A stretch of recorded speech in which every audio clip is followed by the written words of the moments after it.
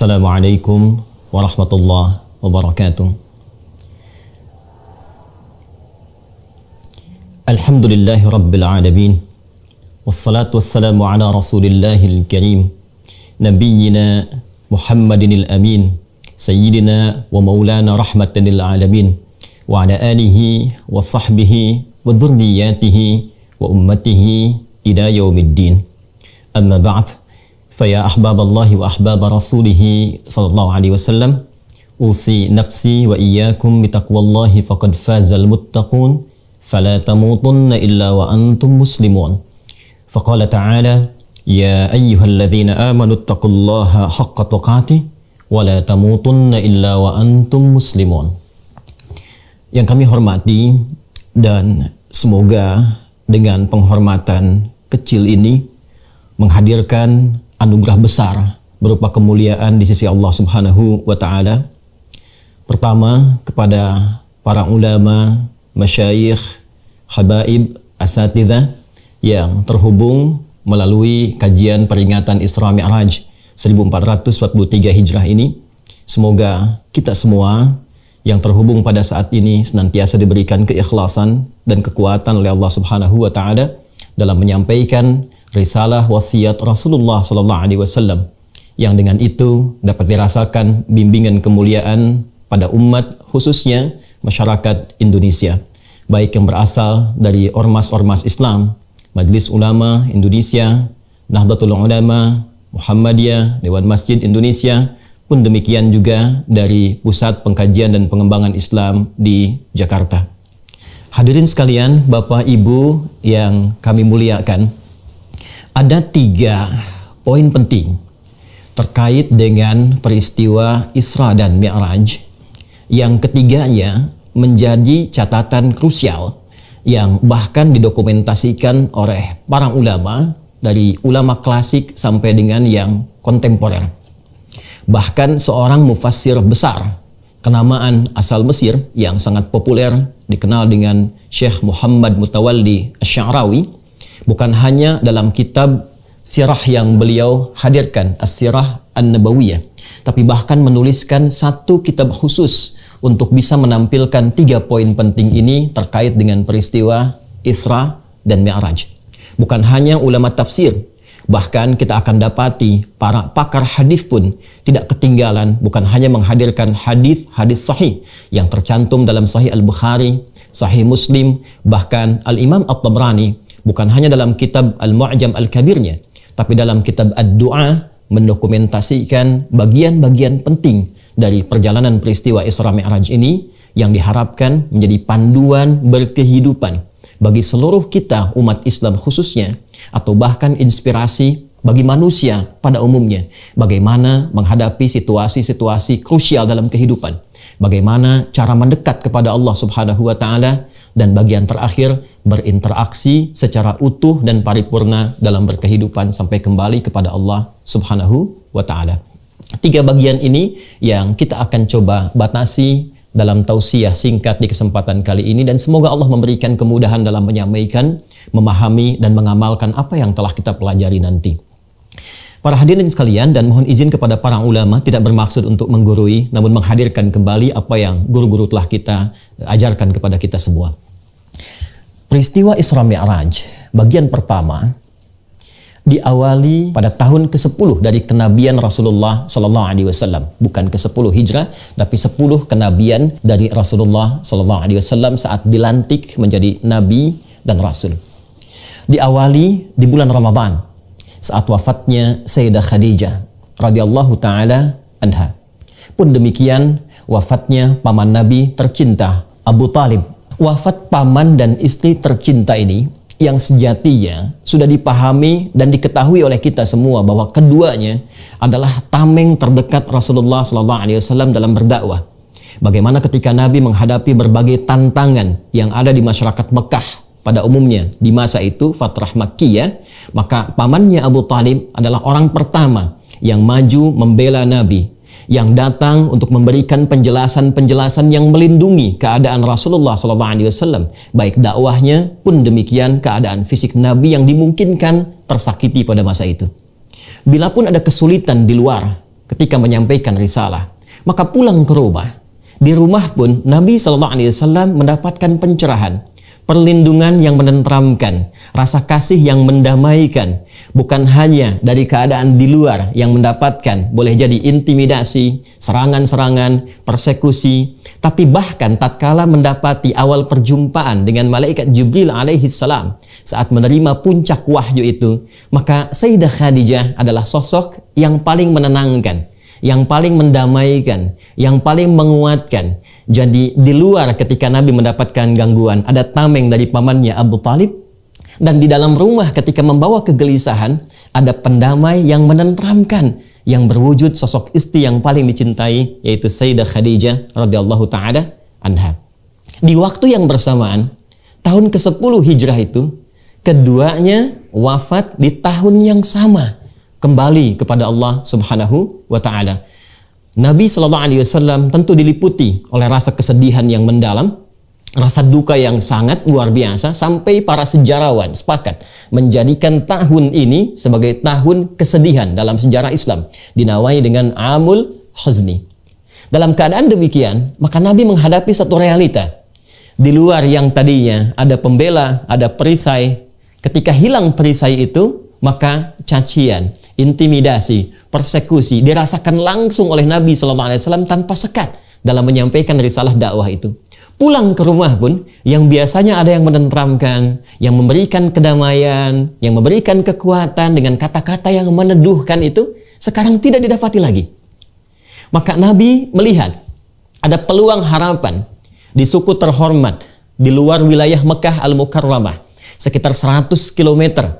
Beliau mencoba untuk menempuh perjalanan ke satu wilayah yang dikenal dengan nama Taif, masuk wilayah Hijaz. Mekah Al-Madinah 400 kilo jaraknya dari Mekah, kemudian Taif 100 km jaraknya dari kota Mekah Al-Mukarramah.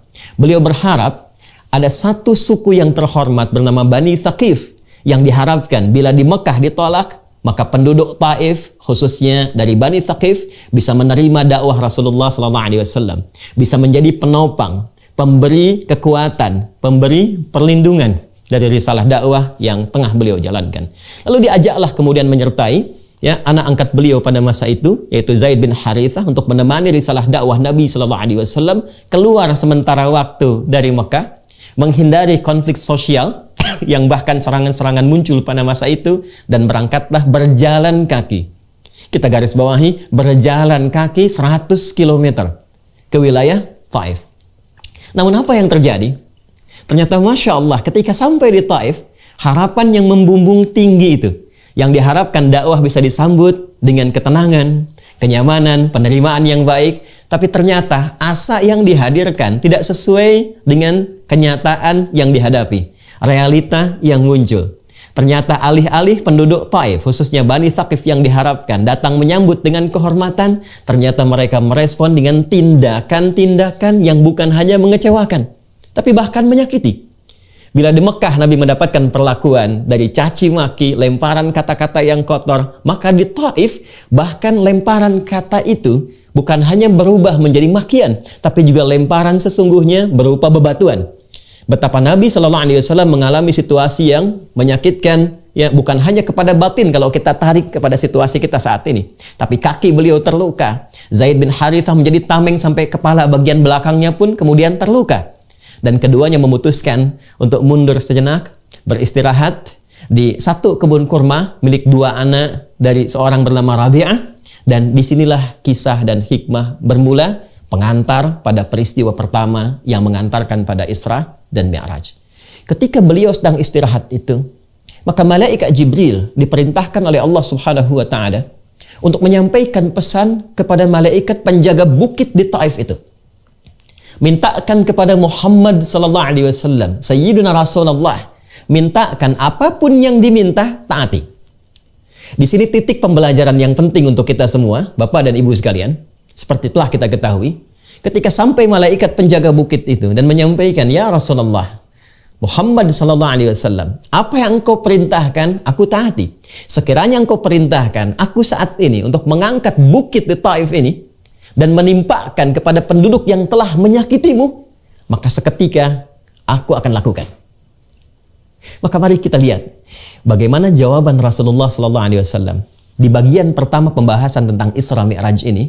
Yang jawaban inilah kemudian didokumentasikan secara lengkap oleh Al-Imam At-Tabrani dalam kitabnya Ad-Du'a, pun dikuatkan dalam kitab Mu'jamnya. Dan ini bagian terpenting yang mengantarkan pada peristiwa Isra dan Mi'raj. Apa jawaban Nabi? Nabi mengatakan, la, jangan lakukan. Fa'innahum qawmun la ya'lamun. Boleh jadi mereka menghadirkan respon yang menyakiti itu, yang melukai itu. Bukan karena diniatkan untuk sengaja melukai. Bukan karena diniatkan untuk sengaja menyakiti. Namun mereka melakukannya karena boleh jadi mereka belum tahu saja hakikat tentang sesuatu. Mereka belum tahu tentang manfaat agama ini. Maka aku berharap esok lusa ada keturunan-keturunan di Bani Thaqif. Ada keturunan-keturunan di Taif ini yang kelak akan beriman pada risalah Muhammad sallallahu alaihi wasallam. Lantas seketika beliau berdoa dan perhatikan permohonannya kepada Allah Subhanahu wa taala. Ilahi, ilaika ashku dha'fa quwwati wa qillata hilati wa hawani 'alan nas. Ya Allah, saat ini aku mengaduhkan kepadamu tentang kelemahanku dan kurangnya dayaku di hadapan manusia. Ya Arhamar Rahimin, duhai yang sempurna kasih dan sayangnya. Anta Rabbul Mustad'afin. Aku menyadari dan meyakini Engkau adalah perawat setiap orang-orang yang lemah, golongan-golongan yang terlemahkan. Anta Rabbi, dan Engkau pun Rabb yang merawatku, yang menyayangiku, yang mengasihiku. Ila man takiluni. Setelah perlakuan di Taif ini, kemana lagi Engkau perkenankan aku untuk melangkah menyampaikan risalah dakwah?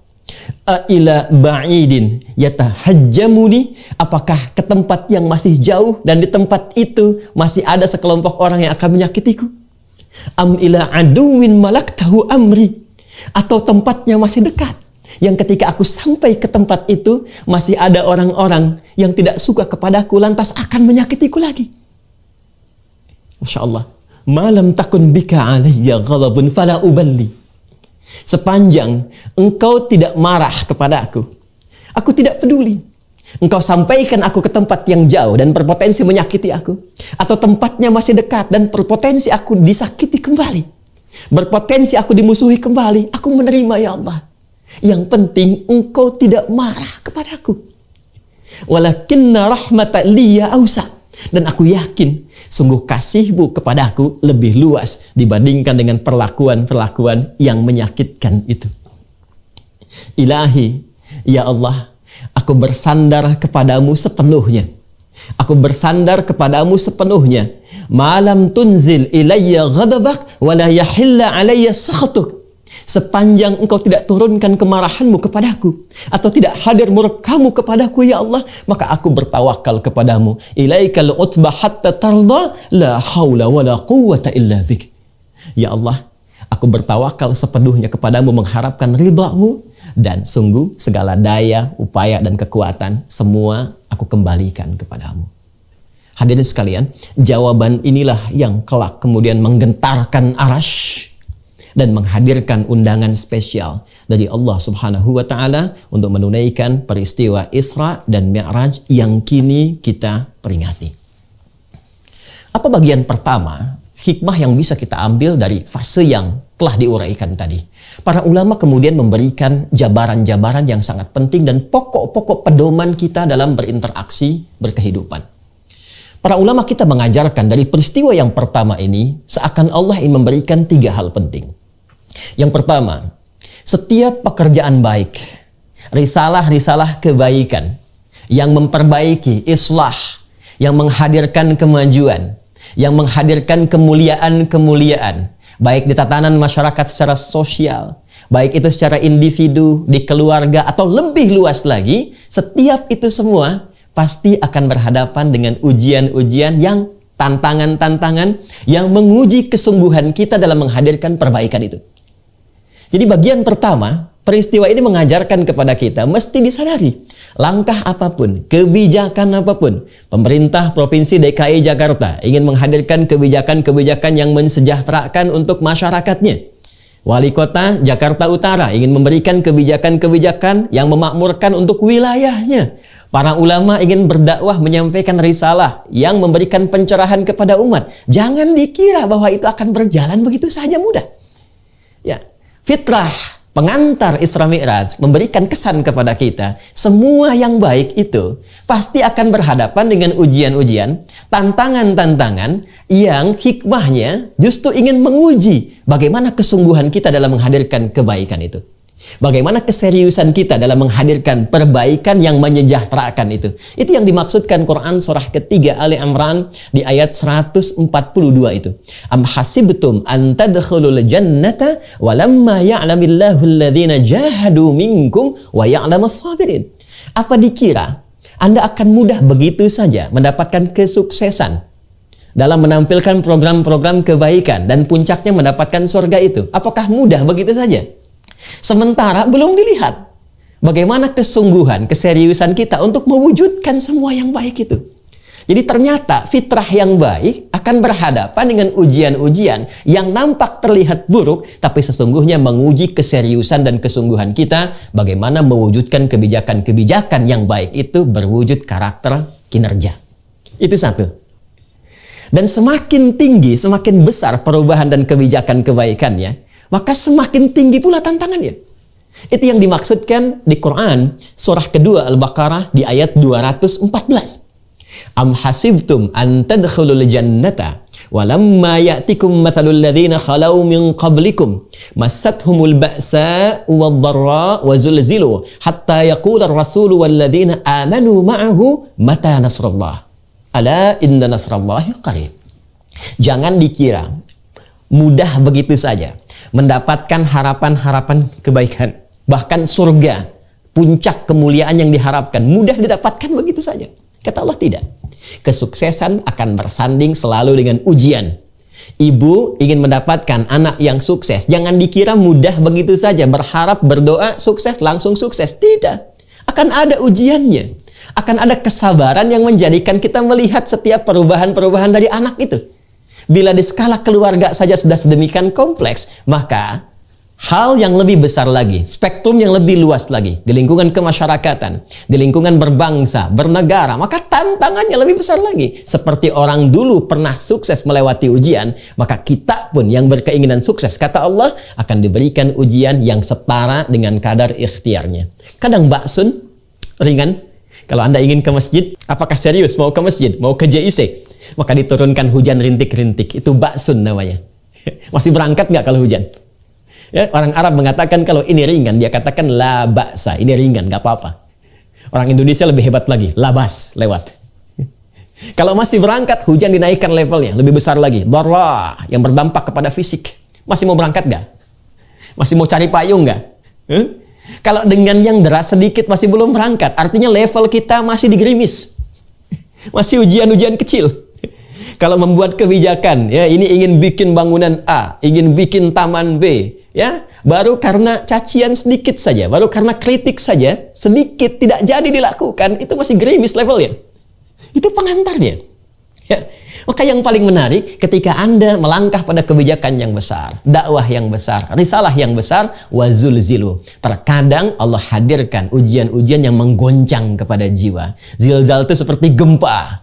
Ya, pikiran kita gempa. Bagaimana merencanakan ini? Tantangannya lebih besar. Hati kita gempa. Kadang-kadang malam nggak bisa tidur. Ya, ada pekerjaan di suami di kantor jadi bermasalah. Pulang ke rumah istri jadi pikiran. Itu zilzal, gempa. Ya, wazul zilu. Ya normal, Rasul pun mengalami itu. Hatta yaqula ar-rasulu walladzina amanu ma'ahu mata nasrullah. Rasul mengalami itu. Nabi mengalami itu. Karena fitrah kesuksesan yang besar akan menghadirkan fitrah ujian yang menguji kesungguhan kita untuk mewujudkan segala kebesaran yang diharapkan itu. Itu bagian yang pertama. Bagian yang kedua masih dalam segmen pertama. Pra, Isra, dan Mi'raj.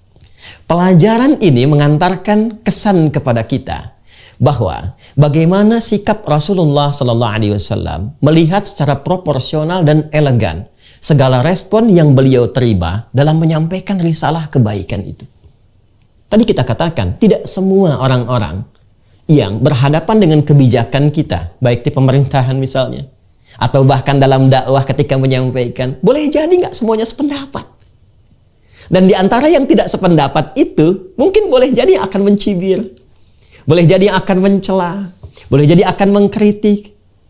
Indahnya narasi pengantar Isra Mi'raj mengajarkan kepada kita sikapi semua respon itu secara proporsional. Seperti Nabi mengajarkan. Tidak semua yang mengkritik kemudian harus balas dengan cacian. Tidak semua yang memberikan masukan-masukan walaupun tidak menyenangkan, lantas kemudian kita respon dengan tindakan yang kontraproduktif. Tidak. Ya, perhatikan bagaimana Nabi merespon.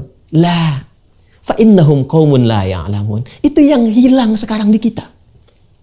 Spirit Isra Mi'raj mengantarkan kita untuk berpikir dengan jernih, membangun ukhuwah bukan terpecah belah, mencintai bukan menyakiti, merangkul bukan memukul. Ini satu fenomena yang kita hadapi sekarang ini. Bagaimana masyarakat terpolarisasi secara luas. Ya, saling mencela satu dengan yang lainnya. Padahal ayatnya kita hafal. Ya ayyuhalladzina amanu, Quran surah 49 itu. Di ayat yang ke-11. Hei orang-orang yang masih merasa punya iman. La yaskhar qaumin qaum. Jangan saling mencela. Berapa banyak sekarang celaan kita dapati dalam kehidupan. Di media sosial. Ya, dalam kehidupan kita secara langsung. La yaghtab ba'dukum ba'dha. Jangan bikin hoax. Sekarang kita dapati, jangankan masyarakat biasa. Para ulama dipertentangkan Kiai A dengan B. Ormas A dengan Ormas B. Pihak A dengan B. Itu realita yang sekarang kita hadapi. Dan spirit Isra Mi'raj yang kita peringati saat ini seharusnya menjadi solusi untuk itu. Itu yang dimaksudkan Quran. Surah ke-41 Fussilat. Di ayat yang ke-34 itu.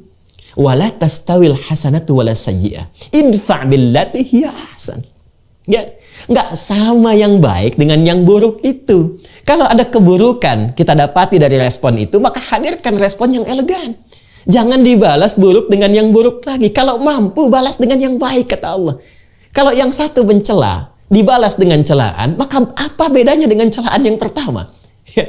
Celaan itu hanya akan keluar dari lisan yang pulsanya pulsa celaan. Kalau memang sudah tercela, kenapa harus dicela lagi? Itu indah sekali gambaran Qur'annya. Idfa' billati hiya ahsan. Kalau kamu insan beriman, kata Allah, maka secara proporsional saja. Kalau sudah tercela, nggak usah dicela lagi. Balas dengan yang baik.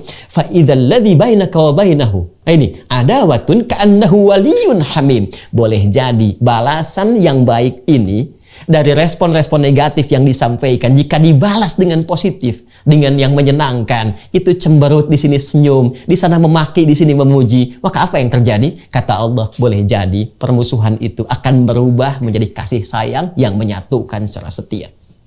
Perhatikan bagaimana Nabi Musa dan Harun diperintahkan oleh Allah untuk mendakwahi Fir'aun. Fir'aun itu kan makhluk paling zalim yang kezalimannya diabadikan oleh Al-Quran. Ngaku Tuhan. Ya, orang sekarang paling banter ngaku Nabi. Di Jakarta pernah ada yang ngaku malaikat, ya. Dulu pernah pengen nurunkan malaikat Jibril di Monas. Ya. Alhamdulillah tuh diamankan oleh polisi kita. Ya, polisi kita tuh luar biasa. Jangankan teroris tuh yang ngaku malaikat ditangkap juga tuh. Kemudian diluruskan, ya, diluruskan, diberikan pembinaan dan seterusnya. Tapi orang sekarang paling banter kalau nggak ngaku Nabi, ngakunya malaikat. Fir'aun ngaku Tuhan. Ana rabbukumul a'la.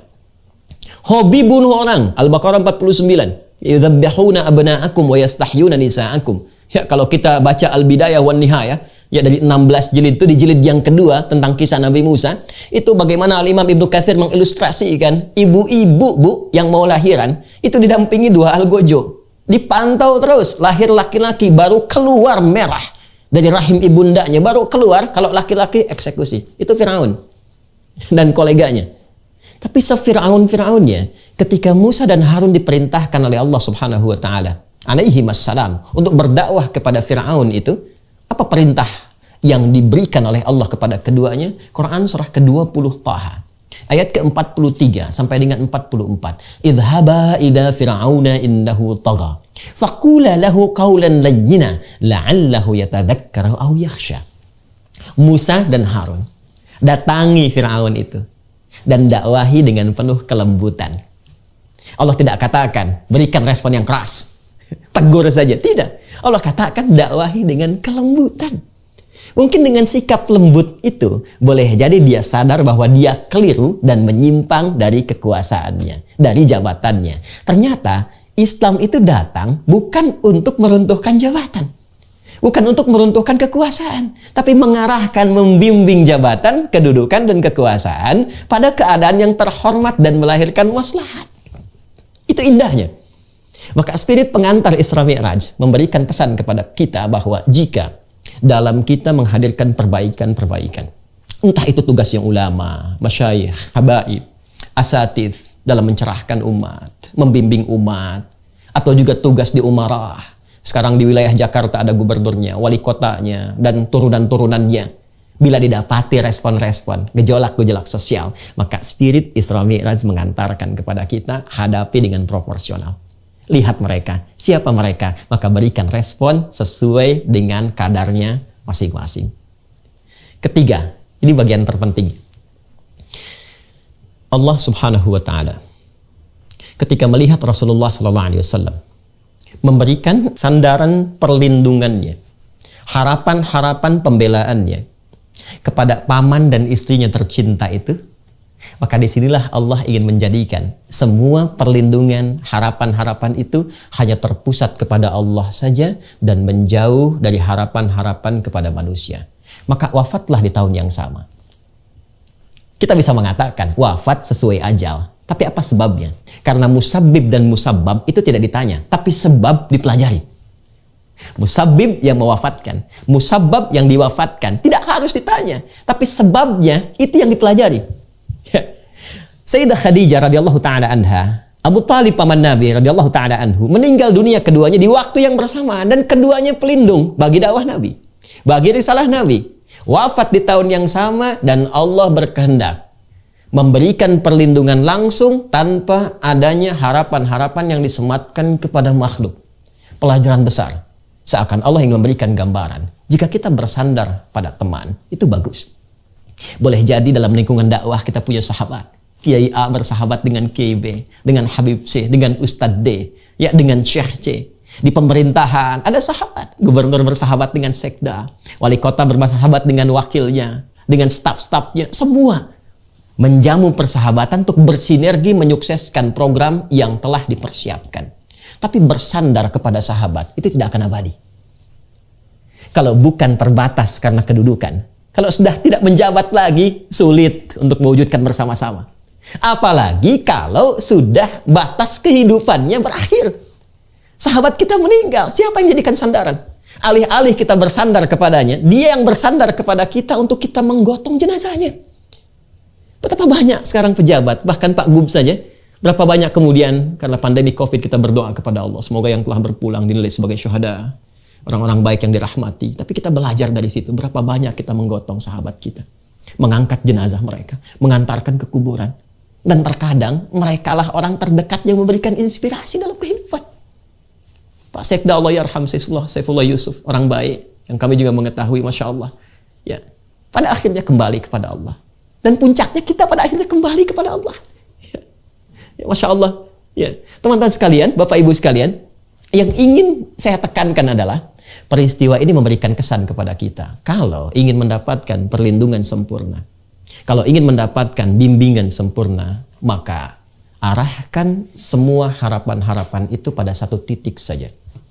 Arahkan semua permohonan perlindungan itu kepada Zat yang Maha Menguasai saja. Tidak salah kita berteman, tidak salah kita menggantungkan harapan, tapi puncak seluruh harapan, arahkan seluruhnya kepada Allah saja. Ketika kawan-kawan di lingkungan kita memiliki keterbatasan dan ketergantungan kita hanya kepada Allah, maka Allah akan memberikan perlindungan tanpa ada batas, bahkan dari segala hal yang dianggap mustahil oleh manusia. Itu yang kemudian mengantarkan Nabi Muhammad SAW setelah menyadari sepenuhnya bahwa peristiwa wafatnya Sayyidah Khadijah, peristiwa wafatnya Abu Talib adalah peristiwa pengantar, jembatan yang menghadirkan kuatnya tawakal kepada Allah. Setelah menyadari itu dan berdoa kepada Allah dengan doa yang tadi kami sampaikan, maka datanglah kemudian undangan dari Allah langsung untuk membuktikan dahsyatnya kekuatan Allah yang melampaui sandaran-sandaran pada manusia. Maka tibalah undangan itu dan diabadikan di Quran surah ke-17 Al-Isra di ayat pertama dan surah An-Najm surah ke-53 ayat 1 sampai dengan 18 itu. Allah berfirman, A'udzubillahi minasyaitonirrajim. Bismillahirrahmanirrahim. Subhanalladzi asra bi'abdihi lailam minal masjidil haram ilal masjidil aqsa alladzi barakna haulahu linuriyahu min ayatina innahu huwas sami'ul basir. Baik, ini bagian pertama yang ingin saya tampilkan. Rasul pulang dari Taif dengan membawa ketenangan, bukan kekecewaan. Bayangkan, Anda datang ke satu tempat, dilempari, dimaki-maki, berdarah-darah, tapi pulang membawa ketenangan. Pernah nggak Bapak ada kebijakan datang ke masyarakat tempat tertentu, atau kita teman-teman berdakwah, atau ibu menghadapi suami ya di rumah, cerita tentang anak, tiba-tiba responnya ada maki-maki. Aku sedang capek nih, wah ada makian, ada celaan dan sebagainya. Kira-kira ketika pulang ke rumah yang dibawa apa? Ketika masuk kamar yang dibawa apa, Bu? Ini Nabi datang ke Taif, udah 100 kilo jalan, datang dilempari, berdarah-darah, kan? Tapi pulang dari situ justru membawa ketenangan. Itulah tawakal. Itulah rahasia tawakal. Pulang beliau, kembali, datang kemudian ke Mekah, dan menginap di rumah Sayyidah Maimunah. Ya, Sayyidah Maimunah itu kalau lokasinya di samping gate Babus Salam. Jadi kalau kita masuk dari Zamzam itu, ya belok kanan Sofwa, terus ke kanan lagi masuk yang ada Istana Raja itu, ya nanti ada pos security, ya terus lewat ada pintu 26 gate Ismail, lewat terus ada 35 kipas angin tuh, saya pernah hitung di sebelah kanan itu, ya lurus sampai nanti ada gate Nabi, Babun Nabi. Di Babun Nabi itu dekat yang ada jembatan di atasnya, ada tiang listrik. Nah, itu tiang listrik besar itu posisi rumahnya Abu Jahal dulunya. Ya nanti mungkin satu waktu kalau ada kesempatan kita di sana saya tunjukkan dia spot-spotnya. Nah itu di rumah Sayyidah Maimunah. Kemudian ketika undangan itu tiba, maka beliau menunaikan sholat 2 rakaat warisan dari sebelum-sebelumnya. Ya, tata caranya tidak sama dengan yang seperti kita tunaikan saat ini, tapi itu petunjuk yang sampai dari nabi-nabi sebelumnya, mengarah ke Nabi Ibrahim alaihissalam. Dan di situ beliau selalu bangun, ya di kesempatan malamnya. Nanti di Sunan Abu Daud nomor hadis 1367. Riwayat sahabat Ibnu Abbas radhiyallahu taala anhuma, bagaimana beliau menceritakan ketika nginap di rumah bibinya itu.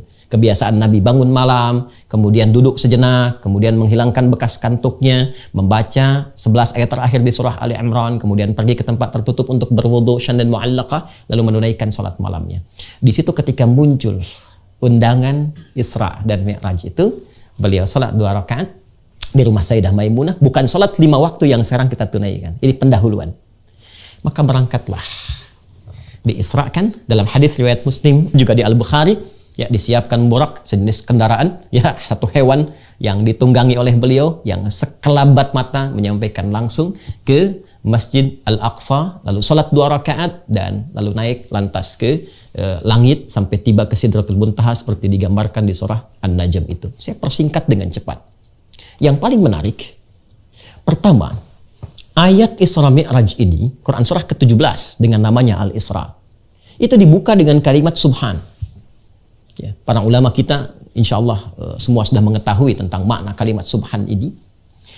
Di dalam bahasa Arab, apalagi diksi Al-Quran, jika disebutkan ada ayat dibuka dengan kata Subhan, Subhanallah, Subhanalladzi, dan turunan-turunannya, maka informasi yang digambarkan di ayat itu ingin disampaikan berisi peristiwa-peristiwa besar yang kadang tidak mampu ditangkap oleh akal. Ya, bukan tidak masuk akal, tapi akal nggak mampu nangkap. Ingat itu ya.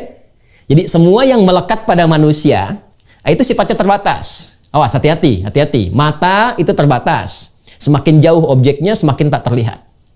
Telinga itu terbatas, semakin frekuensinya itu turun di bawah 20 Hz atau di atas 20.000, kita nggak bisa dengar. Ya. Jadi kalau pendengaran terbatas, penglihatan terbatas, kenapa akal selalu tidak ingin terbatas? Jadi akal pun punya keterbatasan, nggak semua bisa ditangkap oleh logika. Bukan tidak logis, tapi akal belum mampu menangkapnya.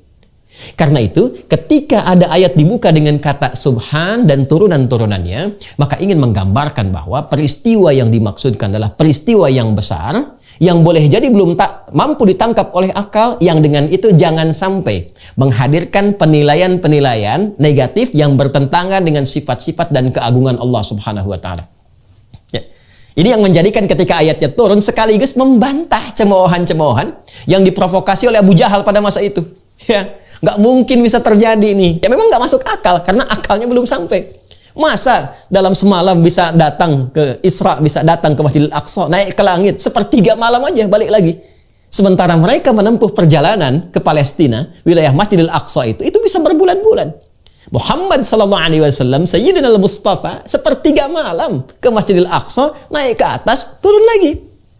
Ya, maka mereka mulai mencemooh, ada yang ragu, ada yang meninggalkan. Ada yang berkata, gimana Tuhannya Muhammad ini? Mustahil ini. Ini nggak benar ini. Maka Allah turunkan jawaban. Hei, subhan. Aku tidak seperti yang kalian tuduhkan. Nggak seperti yang kalian sifatkan. Ya. Allah kalau berkehendak, sangat berkuasa. Apapun bisa terjadi. Ini sekaligus memberikan penguatan kepada Rasulullah. Ya. Perhatikan, apa yang bisa dikerjakan oleh pamanmu Abu Talib? Apa yang pernah bisa dilakukan oleh istrimu Sayyidah Khadijah? Mereka punya keterbatasan. Allah kalau berkehendak, jangankan melindungimu, memperjalankan engkau ke tempat terjauh pun, hanya sekali pandangan, engkau bisa sampai. Jangankan ke Palestina, Masjid Al-Aqsa, yang dicita-citakan oleh semua para nabi untuk hadir di dalamnya, ke langit pun, hanya satu kelebat bisa sampai. Itu gambaran pertama penguatan dari Allah. Orang yang mampu bertawakal dengan kuat kepada Allah Subhanahu wa ta'ala, maka dengan itu linuriyahu min ayatina, kami tunjukkan, kata Allah, kebesaran kami, kehebatan kami. Ya, jadi pesan kedua yang ingin sampai kepada kita dari segmen yang kedua ini, jika kita mampu bertawakal kuat kepada Allah Subhanahu wa taala, menghadirkan rasa yang kuat untuk terpatri kepada kuasa Allah Subhanahu wa taala, menyadari bahwa Allah pelindung kita, pemberi rezeki kita, pemberi ketenangan, yang merawat kita, menyembuhkan, memaafkan, maka dengan segala kuasanya Allah akan tunjukkan, aku lebih berkuasa dibandingkan dengan segala kesulitan yang tengah engkau hadapi. Engkau minta pada siapa? Maka ini puncak janji, puncak pertolongan Allah Subhanahu wa taala, dan itu hanya dibuka, bisa datang dengan puncak ketawakalan. Jadi peristiwa Isra Mi'raj ketika berlangsung, pertama itu berisi tentang penguatan akidah, perkaranya perkara iman, bukan perkara akal. Jadi kalau ditangkap pakai akal, tidak akan sampai. Tapi kalau ditangkap pakai iman, hikmah akan datang membimbing kita untuk memahaminya. Sebab kalau Allah mau, apapun bisa terjadi. Ya. Secara antropologis, kita nggak bisa tangkap. Ya, akal hanya membayangkan anak itu bisa lahir kalau ada hubungan seksual antara laki-laki dan perempuan. Lahir anak. Kalau Allah berkehendak, tidak ada laki-laki, nggak pernah disentuh siapapun, bisa mengandung, melahirkan. Itu Maryam alaihissalam. Kalau Allah berkehendak, tidak ada ibunya, nggak ada bapaknya, bisa lahir. Itu Adam alaihissalam. Kalau Allah berkehendak, ada perempuan lahir dari bagian laki-laki. Itu Sayyidah Hawa alaihissalam. Jadi kalau Allah berkehendak, semua kemungkinan ada. Yang nggak ada bapak dan ibu, bisa ada Adam. Yang dari laki-laki bagiannya lahir perempuan, ada Hawa. Yang nggak ada laki-lakinya perempuan mengandung, ada Maryam. Yang normal seperti kita, wujudnya ada berupa fitrah dalam berkehidupan. Itulah Isra Mi'raj, ingin mengajarkan kepada kita, Allah kalau mau berkehendak apapun kun fayakun. Jadi dan terjadi. Ini secara akidah ditanamkan pada diri kita. Akidah itu kan dari kata akada. Sesuatu yang terikat kuat. Ikat kuat keyakinan ini dalam jiwa kita. Bahwa pelindung kita itu Allah. Yang maha segalanya. Kalau sedang susah, kembali kepada Allah. Coba sekarang kalau sedang susah, ngadunya pada siapa? Kalau sedang ada kesulitan, curhatnya kemana? Alih-alih curhatnya ke Allah, curhatnya bahkan sekarang di media sosial. Jakarta Utara mendung dikit aja bikin status tuh ibu ya. JIC mendung, terus dengan dibikin status apakah mendungnya akan hilang? Nggak nyangka ya, nyangka tuh. Apakah dengan membuat di media sosial status, solusi akan tiba? Tidak. Bahkan kadang-kadang bisa melebarkan persoalan. Tunggu komen dari si A, tunggu komen dari si B, tunggu komen dari si C. Ujung-ujungnya hanya ngerumpi saja. Masalahnya nggak tuntas. Maka itulah akidah. Maka Isra Mi'raj mengajarkan kepada kita, ikat dalam jiwa kita. Akadah, ikat dengan kuat, jangan sampai lepas. Makanya nikah itu disebut dengan akad pembukaannya. Memberikan pesan dijaga dengan kuat, pertahankan. Ya, penjagaan kepada keyakinan kita disebut akidah. Kuatkan dalam jiwa kita ikat bingkai yang 6 simpul itu, yang rukun iman itu. Puncak pertamanya adalah kepada Allah. Kalau tawakalnya kuat, selesai masalah. Karena kita punya Allah. Ini yang kurang sekarang. Kita punya Allah. Ya, kalau kita sandarkan semua kepada Allah, minta ya Allah, tuntaskan pandemi, tuntaskan konflik sosial, tuntaskan kegelisahan, semua istighatsah. Kembali kepada Allah minta. Lalu Allah berikan petunjuk lewat hikmah, ditunjukkan. Ini yang terjadi kepada Rasulullah SAW. Langit pertama ketika naik sampai ke Sidratul Muntaha. Dari mulai Nabi Adam alaihissalam, Nabi Isa alaihissalam, Nabi Yusuf alaihissalam, sampai terus ke atas. Puncak ke-7 Nabi Ibrahim alaihissalam. Ya, 6 Nabi Musa, 7 Nabi Ibrahim alaihissalam, sampai diperlihatkan bagaimana akhir kehidupan itu. Ini Muhammad SAW. Untuk apa marah dulu? Untuk apa menyakiti lagi? Perhatikan, lihat. Bagaimana akhir kehidupan orang-orang yang hidupnya di dunia itu selalu memilih jalan-jalan keburukan. Ini yang suka mengumpat, suka mencela, bikin sok, bergibah. Tuh lihat. Bagaimana keadaannya saat di neraka itu. Sibuk motongin lidahnya. Ini yang berzina. Ini yang suka membunuh. Ini yang begini. Ditampakkan kepada Rasulullah SAW. Ini akhir kebaikannya. Ini akhir kemuliaannya. Ini surga untuk insan beriman. Ini amalannya. Dan seterusnya, seterusnya. Selain memberikan kekuatan, perjalanan spiritual sesuai dengan wujud kita. Sesuai dengan judul yang kita cantumkan di tema kita kali ini. Perjalanan spiritual itu menampilkan ma'rifat dan hakikat dari kehidupan. Ditampilkan pada Rasulullah untuk memberikan kekuatan. Ada masalah, kembali kepada Allah. Selesaikan secara proporsional. Akhir kehidupan orang bermasalah seperti ini. Tapi kamu punya tugas, jangan sampai mereka terus salah. Arahkan kepada yang soleh. Kalau soleh, akhirnya akan begini. Maka berikan bimbingan ini pada umatmu. Naik terus sampai ke atas. Sekarang timbul pertanyaannya. Kalau jalan mendapatkan rahmat Allah, perlindungannya, akhir yang baik dari soleh dengan surga itu, jalannya tawakal, maka bagaimana cara bertawakal itu? Seperti apa jalannya? Maka itulah yang menjadikan Rasulullah SAW sampai ke tingkat yang tertingginya. Inda sidratil muntaha, indaha jannatul ma'wa. Idh yaghsha sidrata ma yaghsha, ma zaghal basar wa ma tagha, laqad ra'a min ayati rabbihil kubra. Masya Allah. Surah An-Najm. Naik ke atas, berjumpa langsung dengan Allah Subhanahu wa Ta'ala, dan disampaikan at-tahiyyatu lillah. Atau riwayat lain at-tahiyyatu salawatu tayyibatu lillah. Ya? At-tahiyyatu lillah wassalawatu wattayyibah. Dijawab oleh Allah, assalamu alayka ayyuhan nabi wa rahmatullah wa barakatuh. Apa jawab Nabi? Nabi tidak ingin sendiri mendapatkan anugerah Allah. Karena sifat beliau dilukiskan di surah At-Taubah itu di penghujungnya. Laqad ja'akum rasulun min anfusikum azizun 'alaihi ma 'anittum harisun 'alaikum bil mu'minina raufur rahim. Telah tiba di kalangan kalian seorang rasul dari kalangan kalian, begitu merasakan keadaan kalian, susah, merasakan susah bersama kalian, duka ikut berduka, senang ikut senang, ya, peduli kepada kalian. Kalau perlu beban kalian pun ditampung oleh beliau. Bil mu'minina raufur rahim. Apalagi pada insan beriman, perhatiannya begitu dahsyat. Ketika Allah mengatakan assalamu alayka ayyuhan nabi, Nabi tidak ingin sendiri, tapi memohon kepada Allah, assalamu alayna wa ala ibadillahi salihin. Masya Allah. Seluruh penghormatan hanya untuk Allah. Pujian-pujian, kemuliaan-pujian, kebaikan-kebaikan. Allah menjawab, assalamu alayka ayyuhan nabi. Semua keselamatan, ketentraman, kedamaian, kebaikan aku berikan untuk wahai Nabi. Perhatikan, Isra'nya pakai kalimat abdun subhanalladzi asra bi'abdihi. Ketika disambut di atas dijawab dengan kalimat Nabi. Assalamu alayka ayyuhan nabi. Ada perbedaan. Nah, nanti kita lihat. Ya, nanti kita lihat. Assalamu alayka ayyuhan nabi. Semua nabi punya fitrah salam. Buka Quran surah ke-19 Maryam misalnya. Dari ayat 31 sampai 33. Itu untuk Nabi Isa alaihissalam. Ayat 15-nya untuk Nabi Yahya alaihissalam. Wassalamun alaihi yawma wulida wa yawma yamutu wa yawma yub'atsu hayya.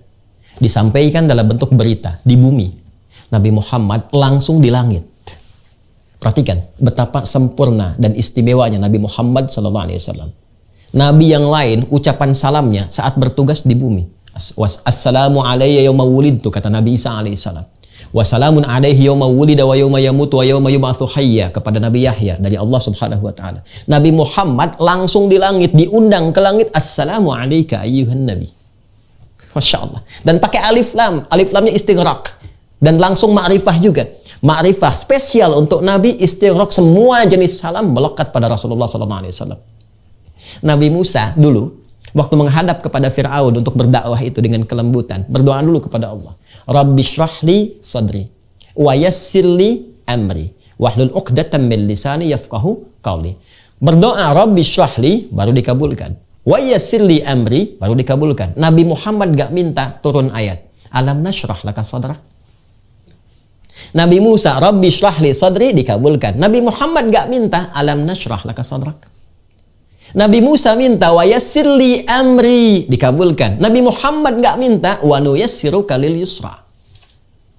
Itulah Sayyidul Anbiya wal Mursalin, Sayyidina Muhammad SAW. Tapi jiwa yang tinggi, yang bijak, rasa yang dalam kepada umatnya, cinta yang tidak terbatas itu, mengatakan respon yang sangat luar biasa. Kata beliau apa? Assalamu alayna, ya Allah, jangan hanya untukku, buat hamba-hambamu juga yang ada di sini, kalangan malaikat, ya, para nabi yang telah terlewati itu. Wa ala ibadillahi salihin, dan berikan pula ya Allah kepada hamba-hambamu yang saleh. Kita umatnya. Ya, ibadillahi salihin, kita umatnya yang mau ikut tuntunan beliau, yang mau ikut pedoman berkehidupan dari beliau. Disertakan itu, dimohonkan kepada Allah. Hasilnya apa? Hasil dari itu semua, Allah berikan jalan untuk mendapatkan perlindungannya, mendapatkan karunia-Nya, limpahan rahmatnya, seperti yang pernah diberikan kepada Rasulullah dan dijanjikan kepadanya. Walaupun kualitasnya mungkin tidak sama. Itu yang menjadikan ayat Isra hadir dengan diksi abdun. Subhanalladzi asra bi abdihi. Secara hakikat itu untuk Rasulullah. Ya, ada yang berpendapat mufassir mengatakan abdun di sini adalah jasad dengan rohnya. Ya, dinaikkan. Tapi ada tafsir yang mengatakan secara metafor itu sifat penghambaannya. Artinya apa? Jika ada semua makhluk-makhluk ini, hamba-hamba Allah, bersifat menghamba sepenuhnya kepada Allah. Jadi kalau kita menghamba sepenuhnya, bukan hanya Nabi, bukan hanya Rasul, kita pun kalau kita mau menghamba kepada Allah, bertawakal kepada Allah, sujud kepada Allah, maka akan mendapatkan perlindungan yang serupa yang Allah berikan kepada Nabi Muhammad SAW, walaupun dengan kualitas yang tidak sama dan situasi yang berbeda. Jadi kesan yang indah. Jadi kalau kita mau menghamba, istri yang menghamba, suami yang menghamba, saat sulit, Allah akan tolong kesulitan di keluarga. Pegawai yang menghamba, pejabat yang menghamba, ulama yang menghamba, ditolong oleh Allah. Ya. Nah, sekarang jalan untuk menghamba itu seperti apa? Abdun itu kan dari kata abada ya'budu, ya kan? Abdun jamaknya disebut dengan ibad, ya. Bagaimana cara menghambanya? Maka cara menghamba ini tiada lain adalah dengan cara meningkatkan tawakal yang didasari dengan sinyal iman. Ini tawakal itu asalnya dari iman. Imannya naik, dengan iman naik, tawakal itu akan hadir dan kuat dengan sendirinya. Itu rumus di Quran surah ke-8 Al-Anfal di ayat yang kedua. Innamal mu'minuna alladzina idza dzukirallahu wajilat qulubuhum wa idza tuliyat 'alaihim ayatuhu zadathum imana wa 'ala rabbihim yatawakkalun. Perhatikan ujungnya. Sungguh insan beriman yang sejati itu cirinya, jika disebutkan nama Allah ada getaran dalam hatinya. Yuk dicek ya. 5 kali dalam sehari itu disebutkan nama Allah. Setiap pergantian waktu dalam sehari. Subuh, zuhur, asar, maghrib, isya. Dari subuh sampai malam. Dicek. Diperdengarkan Allahu Akbar, Allahu Akbar. Ada nggak respon di hati kita? Kalau masih ada, itu tanda iman. Tapi apakah iman itu kuat atau tidak? Ya, tergantung kepada sifat tawakalnya. Bagaimana supaya kuat? Latih. Wa idza tuliyat 'alaihim ayatuhu. Jika dibacakan, ditampakkan, dilihatkan pada mereka ayat-ayat Allah. Dan Isra Mi'raj itu bagian dari ayat Allah. Baca lagi. Kembali ke surah Al-Isra ayat kedua. Linuriyahu min ayatina. Jadi peristiwa Isra Mi'raj ini bukan hanya diperingati. Seharusnya momentum meningkatkan iman kita. Ini spirit kita harus bertambah. Jadi bukan tiap tahun secara formalitas kita memperingati peringatan Isra Mi'raj. Alhamdulillah bagus. Tapi apa hasilnya? Kata Allah bukan sekedar yang pertama tadi, harus ada peningkatan kualitas iman, peningkatan tawakal, wa ala rabbihim yatawakkalun. Sekarang kita bertanya, bagaimana cara menguatkan iman itu yang bisa mendatangkan kekuatan tawakal? Itulah bagian segmen ketiga dari pembahasan di pertemuan kita kali ini yang menghadirkan oleh-oleh dari peristiwa Isra dan Mi'raj berupa ibadah salat. Berupa ibadah salat. Jadi ternyata salat itu bukan sekedar ibadah wajib yang secara formal harus kita tunaikan. Tidak. Desain sholat itu bukan sekedar perintah yang harus dilakukan untuk ibadah semata-mata. Tidak. Tapi ada feedbacknya kepada kita. Ada timbal balik. Ternyata itulah wasilah yang bisa meningkatkan iman kita. Dan saat yang bersamaan menghubungkan kita untuk terhubung kuat dengan Allah Subhanahu wa Ta'ala. Yang lewat hubungan kuat ini datanglah perlindungan dan semua limpahan keberkahan-keberkahan. Karena itulah Bapak Ibu sekalian, namanya disebut dengan sholat. Kalau ngaji fikih klasik kita dapati as-sholat hiya doa. Sholat itu arti pokoknya sama dengan doa. Tapi kalau kita ngaji kedalaman di bahasanya, kata sholah akarnya seakar dengan kata wasala. Yasilu silatan wasalatan. Sesuatu yang terhubung dengan kuat. Ada silaturahmi. Ya, sekarang Bapak Ibu sedang bersilaturahim, hybrid. Ada yang di JIC ketemu, ya, kuat. Sekarang kita lewat Zoom, ya. Suksesnya pertemuan ini bukan sekarang saat jumpa, nanti saat pulang, ya, kita ingat lagi, saling mendoakan, saling menyapa, saling memberi kabar. Itulah silah. Hubungan kuat yang tidak dipisahkan oleh ruang dan waktu. Ibadah yang melatih kita supaya terus terhubung kuat dengan Allah sehingga tak terpisahkan di setiap ruang dan waktu. Ke kantor ingat Allah, jalan ingat Allah, kerja ingat Allah, di rumah tangga ingat Allah. Ibadah itu disebut sholat. Karena itu nama lain sholat itu zikir. Zikir itu ingat, eling. Buka Quran surah keempat. An-Nisa ayat 103. فَإِذَا قَضَيْتُمُ الصَّلَاةَ فَاذْكُرُوا اللَّهَ قِيَامًا وَقُعُودًا وَعَلَى جُنُوبِكُمْ. Kalau kamu selesai menunaikan sholat, maka keberhasilan itu bisa dilihat. Kalau setelah sholat, ingat sama Allah, terhubung. Quran surah ke-20 Thaha ayat ke-14. Wa aqimis sholata li dzikri. Tunaikan sholat sebagai zikir kepadaku. Jadi kalau orang sholatnya benar, apa yang terjadi?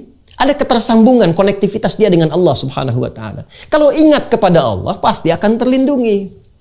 Perlindungan pertama dari maksiat. Gak ada orang ingat Allah itu bisa korupsi. Saat korupsi dia ingat Allah, gak mungkin korupsi. La yasrikul mu'min indama yasrik fahuwa mu'min. Kata Nabi, gak mungkin orang beriman itu mencuri, ketika mencuri masih ada iman dalam dirinya. Karena ingat Allah.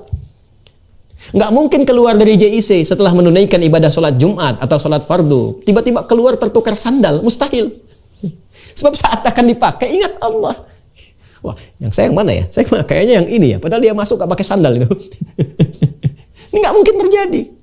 Nggak mungkin salah ketik ketika bertugas. Karena tahu diawasi oleh Allah. Terhubung. Kalau konektivitasnya tinggi, itu yang menjadikan perlindungan Allah datang. Menjaga dari perbuatan buruk. Ketika yang buruk itu dapat dihindarkan, maka yang baik akan datang. Rahmat Allah, perlindungan, kebaikan, kemuliaan. Itu yang menjadikan kekuatan iman bertambah. Karena itulah kalimat sholat pertama dalam Al-Quran. Itu dibuka dengan kata iman. Buka Quran surah kedua Al-Baqarah di ayat yang ketiga. Sebelum Allah menyebutkan sholatnya, imannya dulu yang ditampilkan. Alladzina yu'minuna bil ghaib wa yuqimunas shalah. Ya, cara meningkatkan ketakwaan, kemuliaan, kebaikan dengan cara meningkatkan iman itu dengan baik. Setelah iman itu meningkat, apa yang terjadi? Latih dia. Dengan apa? Dengan sholat. Alladzina yu'minuna bil ghaib wa yuqimunas shalah. Dan dahsyatnya, ikatan iman yang diaktifkan lewat salat itu ternyata itu penanda pertama penghambaan kita kepada Allah Subhanahu wa Ta'ala. Masih ingat ayatnya yang di Al-Isra ayat kedua? Subhanalladzi asra bi abdihi. Tadi saya katakan abdun akarnya dari kata abada, ya'budu. Ya? Kemudian apa lagi? Orangnya abdun. Jamaknya disebut dengan ibad. Perintahnya u'bud. Sekarang perhatikan, setelah kita menghamba kepada Allah, datang menuhankan Allah Subhanahu wa Ta'ala dan mengatakan dari kita hamba, apa perintahnya? Pindah ke Quran surah ke-20 Thaha ayat ke-14. Innani anallah la ilaha illa ana fa'budni. Fa'budni. Kata Allah, sungguh akulah Allah. Nggak ada Tuhan yang layak dipertuhankan, disembah kecuali aku. Fa'budni, perintahnya pakai fi'il amr. Ubud. Ya, kalau kita lakukan, maka yang melakukannya disebut dengan abdun.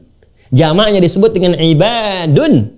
Sembah aku, kata Allah, menghamba kepada aku. Kita bertanya, bagaimana caranya ya Allah? Teruskan ayatnya. Wa aqimis sholata lidzikri. Menghamba itu caranya dengan menunaikan sholat. Jadi sholat itu identitas penghambaan kita kepada Allah yang menunjukkan kekuatan dan keberadaan iman. Ya, setelah itu iman menguat, dipakai sholat. Dalam sholat kita mengaku hamba, kita iktarkan. Apa kalimatnya? Ya, turunan dari kata abdun lagi. Ya, apa yang kita katakan? Iyyaka na'budu wa iyyaka nasta'in. Allahu akbar. Coba lihat. Subhanalladzi asra bi 'abdihi 'abada. Perintahnya ubud, ya. Innani anallahu la ilaha illa ana fa'budni. Kemudian kita menghamba dengan menunaikan salat, wa aqimis sholata lidzikri. Saat salat kita katakan, kami hamba ya Allah. Sekarang kami menghamba seperti Engkau perintahkan. Engkau minta kami menuhan kamu, kami menuhankanmu ya Allah. Kau minta kami menyembahmu, kami menyembahmu ya Allah. Engkau minta salat, kami salat ya Allah. Iyyaka na'budu. Masya Allah. Ketika ada kalimat iyyaka na'budu, apa jawab Allah? Perhatikan, bukankah Nabi ketika naik ke atas peristiwa Mi'raj itu diberikan perlindungan oleh Allah? Jaminan perlindungan, jaminan kekuatan, jaminan kebaikan, jaminan pertolongan dari semua persoalan-persoalan yang dihadapi. Pertolongan ma'unah. Minta tolong, ista'ana yasta'inu. Kita minta tolong, nasta'in. Baik ya?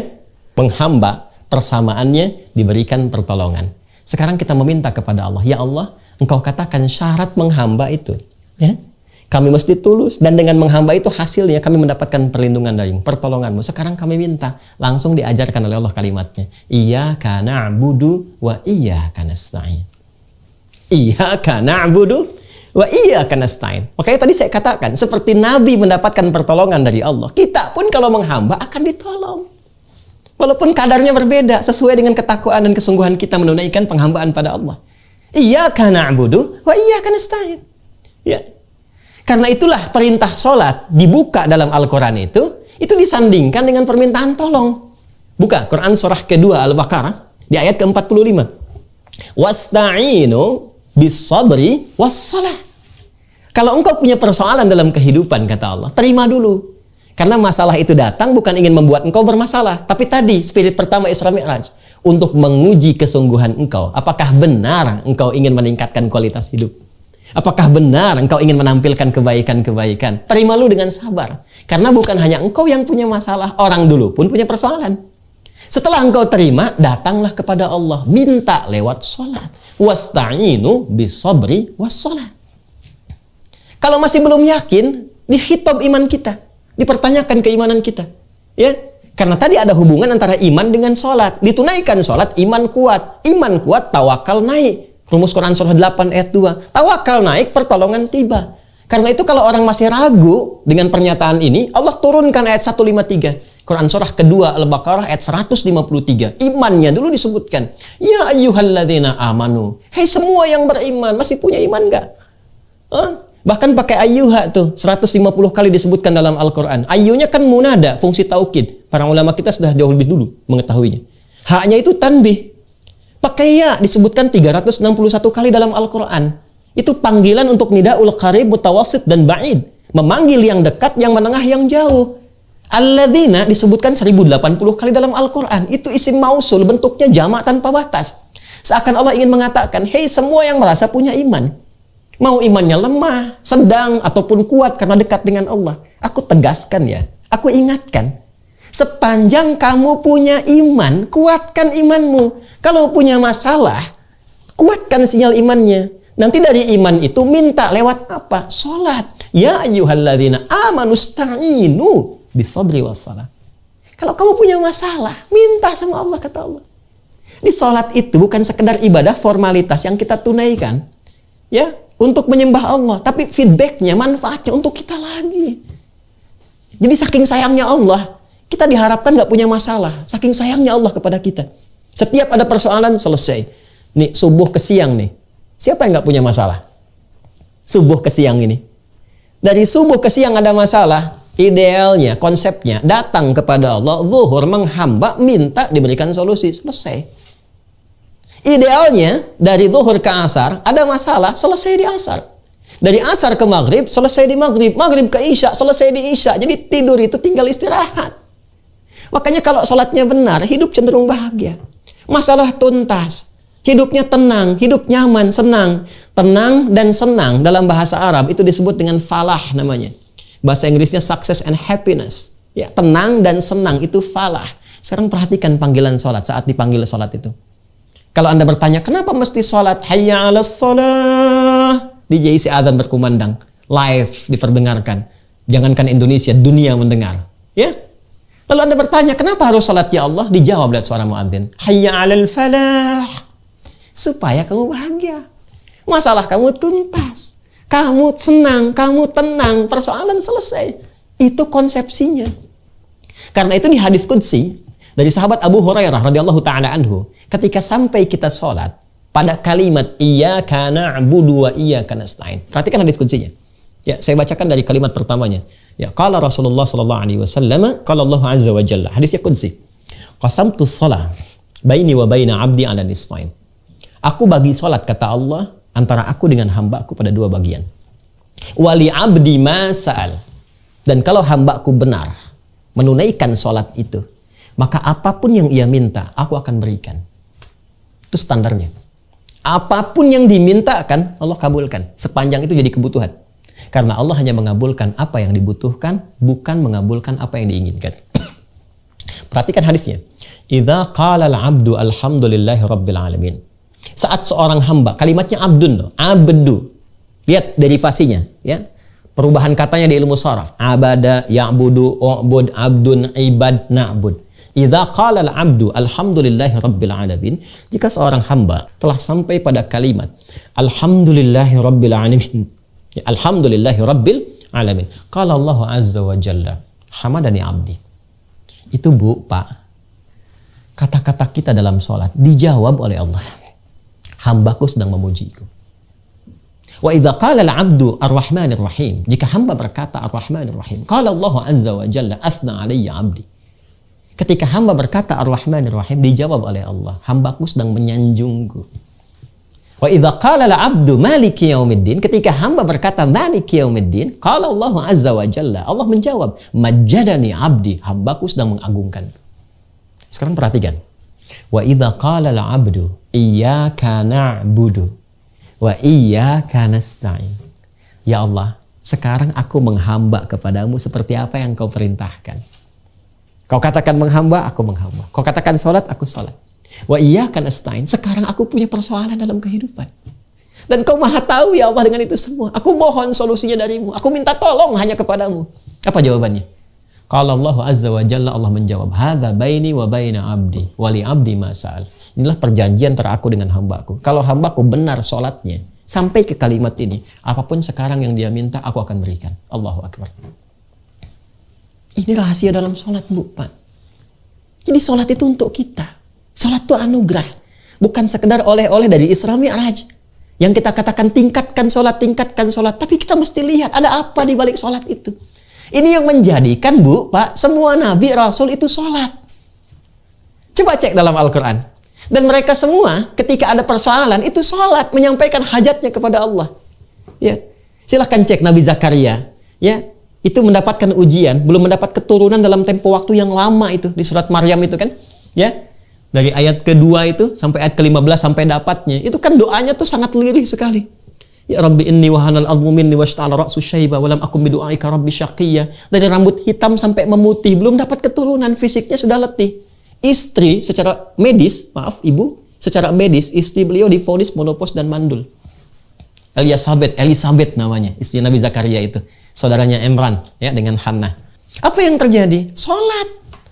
Salatnya spesial, ditunaikan di mihrabnya Maryam. Pindah surahnya ke surah ketiga Ali Imran ayat 38 sampai 39. Ditunaikan sholat di mihrabnya Maryam, cari tempat yang mustajab. Apa yang terjadi? Perhatikan ayatnya, viral sampai dengan sekarang. Hunalika da'a Zakaria rabbah. Di mihrab itu Nabi Zakaria kemudian salat, memohon kepada Allah, berdoa. Qala rabbi habli min ladunka dzurriyyatan thayyibah innaka sami'ud du'a. Ya Allah, mereka mengatakan memvonis istriku tak mungkin punya keturunan. Kata mereka, nggak mungkin aku punya anak. Istriku divonis secara medis, monopause dan mandul, nggak mungkin punya keturunan. Maka aku hanya meminta kepadamu, sang pemberi tanpa punya batas. Sifat Allah yang memberi tanpa batas disebut dengan Wahhab. Qala rabbi habli, ya Allah, yang engkau memberi tanpa batasan. Mereka mengatakan aku punya keterbatasan, engkau tak punya batas. Mohon anugerahkan keturunan darimu saja. Hanya engkau yang mampu mendengar doaku. Kalau pada yang maha mengabulkan doa, pada yang maha mendengar tidak mengabulkan, lantas kepada siapa lagi aku mesti memohon? Apa yang terjadi? Perhatikan ayat 39-nya. Itu baru minta, Pak, Bu. Belum selesai sholatnya. Baru berdoa dalam sholat. Sholatnya belum selesai, masih berdiri. Sholat belum selesai. Bahasa Arabnya berdiri itu qaim, qaimun. Masih sholat, yusolli. Tiba-tiba turun malaikat langsung. Pakai fa lagi. Para ulama kita, Masya Allah, para masyayikh, ya, lebih mengetahui daripada kami. Fa itu kan di ilmu nahwu, harfu atfin rabitin baina syai'aini bila hudud. Huruf yang menyambungkan konjungsi dua peristiwa tanpa jeda. Peristiwa pertama berdoa, peristiwa kedua dikabulkan doa. Antara berdoa dengan dikabulkan, nggak ada jedanya, Pak. Orang Betawi bilang nggak pakai lama gitu. Fanadathu, seketika turun malaikat menyeru kepada Nabi Zakaria. Fanadatul malaikatu, perhatikan syahidnya. Wa huwa qaimun yusalli fil mihrab. Annallahu yubashshiruka bi Yahya. Turun malaikat sedangkan beliau masih berdiri dalam sholatnya, baru selesai doa, belum selesai sholat. Jadi kalau sholatnya benar, kita berdoa, belum selesai sholat pun dijawab, Pak. Bu, itu yang menjadikan semua nabi sholat. Ya. Nabi Isa ketika lahir, ya, itu sudah dalam buayan ibunya, sudah mengatakan, mendeklarasikan saya sholat. Buka Quran surah ke-19, ya, surah Maryam, ayat 31 sampai 33. Ayat 31 sampai 33. Wa ja'alani mubarakan aina ma kuntu wa awsani bis shalah. Allah memberkahi aku dan juga ibuku. Allah mewasiatkan kepadaku supaya aku sholat. Nabi Isa, Yesus, Mesias, sholat. Nabi Musa sebelumnya sholat. Quran surah ke-20 ayat ke-14.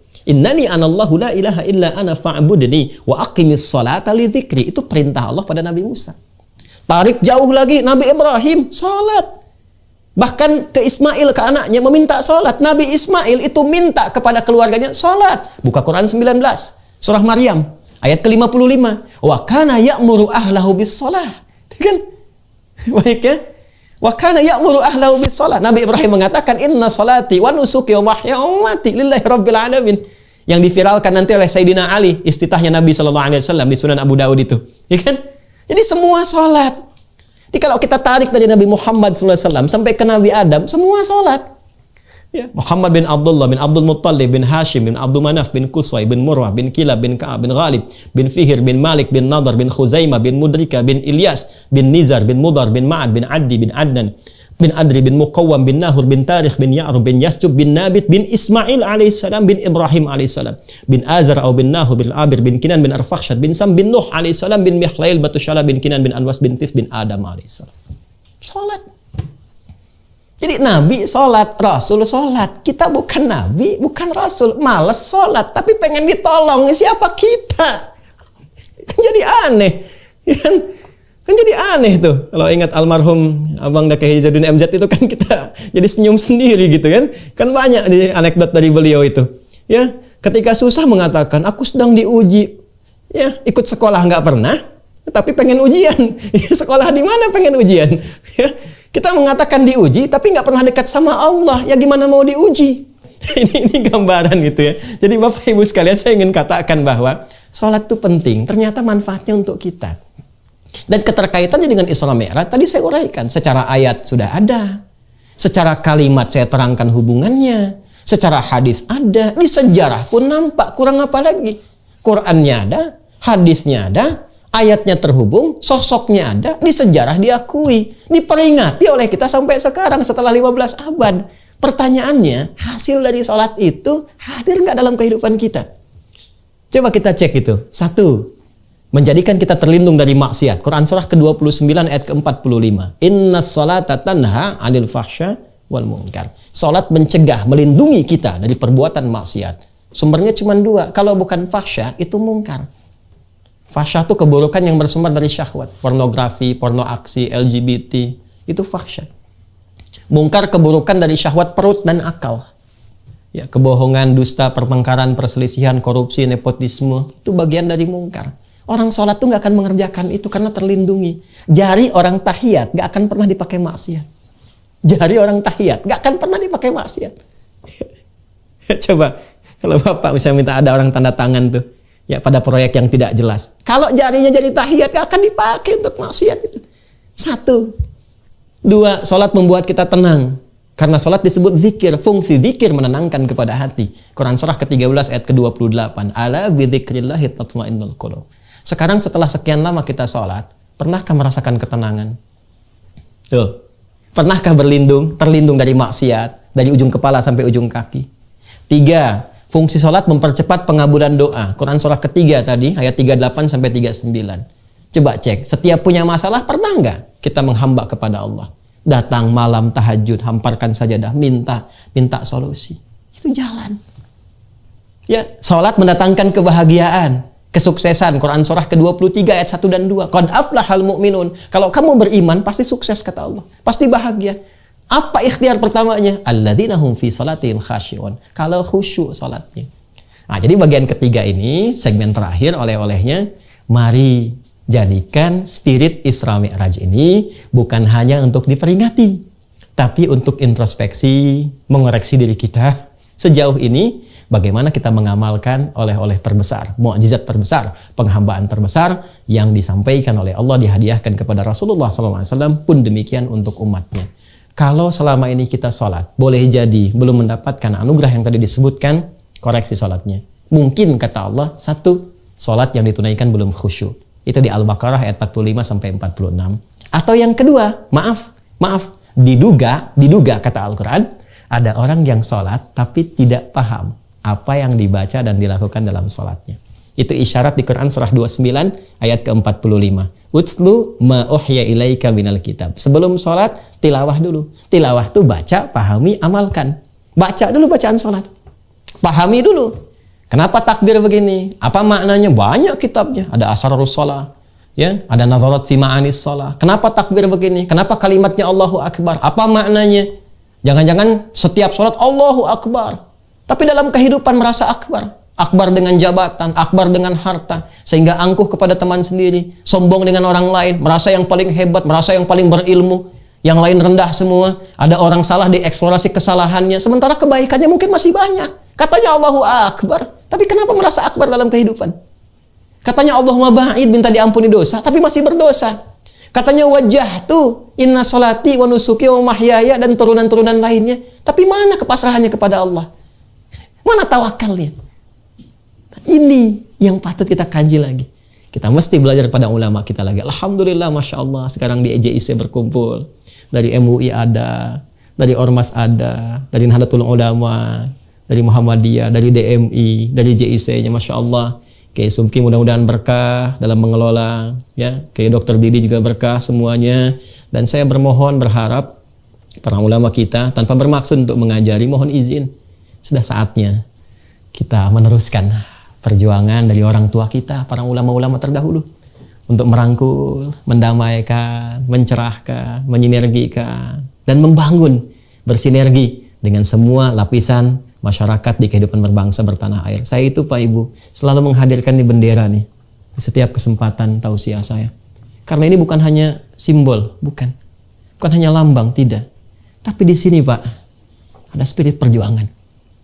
Ya, ini ada gambaran darah para syuhada kita, pejuang, para ulama yang gak terbilang kita bisa munculkan sekarang. Kita bisa sensus berapa banyak ulama kita berjuang. Ini kain kafan mereka.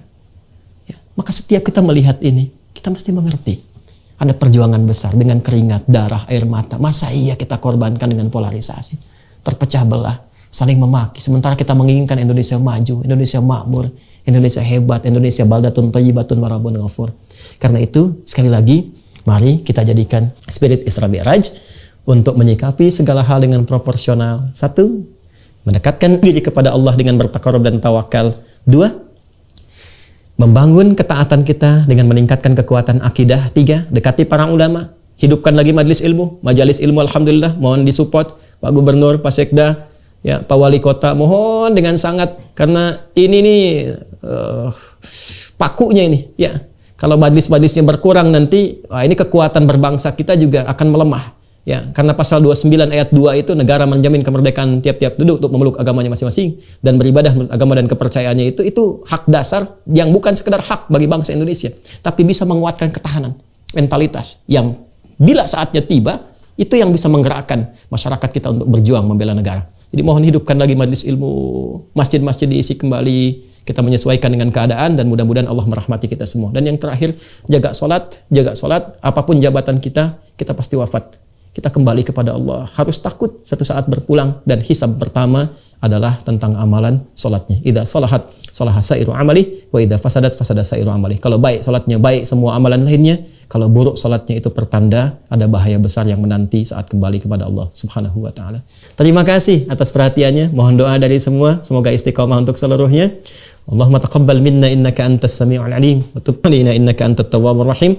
Allahumma ij'al jam'ana hadza jam'an marhuma wa tafarruqana min ba'dihi tafarruqan ma'suma. Rabbana atina fid dunya hasanah wa fil akhirati hasanah wa qina adzabannar. Wa sallallahu ala sayyidina Muhammad wa ala alihi wa sahbihi ajma'in.